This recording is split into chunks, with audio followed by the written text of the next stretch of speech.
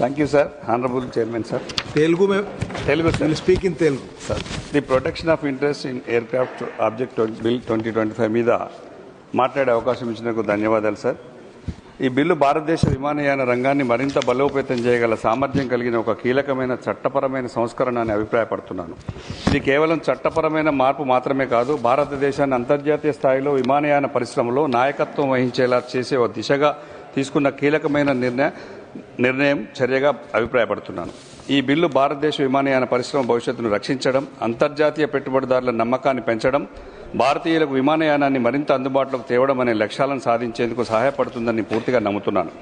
భారతదేశ విమానయాన రంగ ప్రస్తుత పరిస్థితి గురించి ఒకసారి సభ దృష్టికి తీసుకురావాలని అనుకుంటున్నాను. గత సంవత్సరం సుమారు 376.43 మిలియన్ల ప్రయాణికులు భారతదేశం మీద ప్రయాణించారు. 2030 నాటికి భారత్, అమెరికా మరియు చైనా తర్వాత ప్రపంచంలో 3వ అతిపెద్ద విమానయాన మార్కెట్గా మారే అవకాశం ఉందని నా అభిప్రాయం. ఇప్పటికే ఇండిగో, ఎయిర్ ఇండియా వంటి ఎయిర్లైన్స్ 1000కి పైగా కొత్త విమానాల కోసం ఆర్డర్లు ఇచ్చాయి. అలాగే విమానాశ్రయాల సంఖ్య 153 నుంచి 350కి పెరిగే అవకాశం ఉంది. ఇది గొప్ప విజయంగా సాధించినట్టుగా భావిస్తున్నాను. ఈ చర్య చేస్తున్నటువంటి ఈ శాఖ మంత్రి గారికి నేను అభినందనలు తెలియజేసుకుంటూ, తెలంగాణకు సంబంధించినటువంటి ముఖ్యమైన అంశం హైదరాబాద్లో రాజీవ్ గాంధీ అంతర్జాతీయ విమానాశ్రయం నుంచి ప్రధాన కేంద్రం అది. హైదరాబాద్ అయినప్పటికీ అమెరికాకు నేరుగా ఎలాంటి విమానాలు లేవు.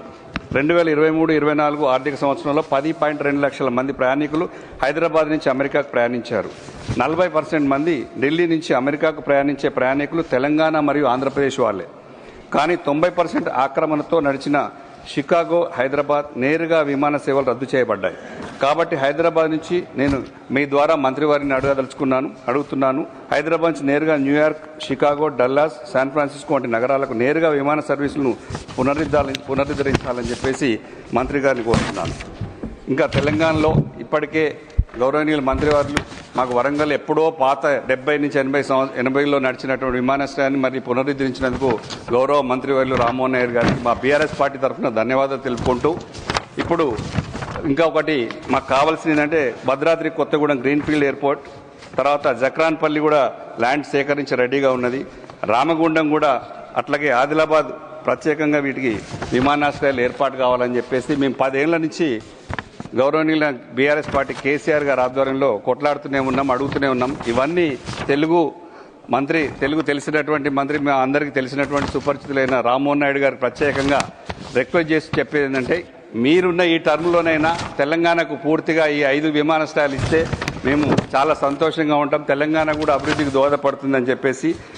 విద్యార్థులు అమెరికాకు పోయడానికి హైదరాబాద్ నుంచి మాత్రం చాలా ఎక్కువ మంది పోతున్నారు.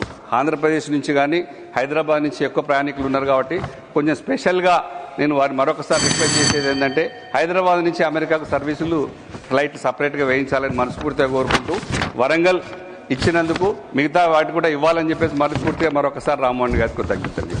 Thank you sir. Thank you.